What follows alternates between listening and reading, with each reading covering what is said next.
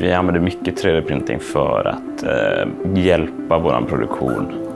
Kvalitetsmässigt funkar det jättebra. Det löser till mångt och mycket bättre för att man kan just designa med lite friare händer.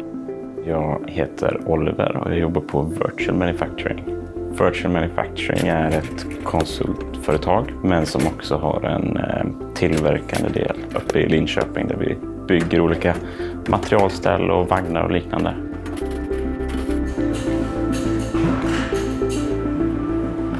De 3D-printade detaljerna, de har ju den fördelen i vårt företag att vi snabbt kan ta fram en modell på det.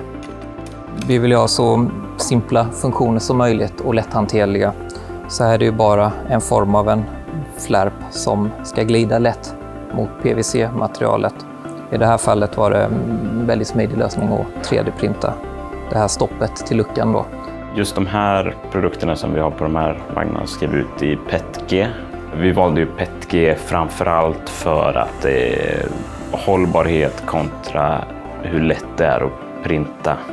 Den här 3D-printade detaljen vi ser på ovansidan, den är tänkt som en krok för långa produkter som ska sitta i det här smala facket.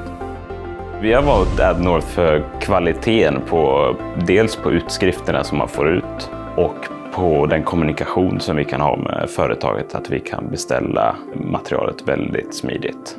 Och sen priset är också en fördel.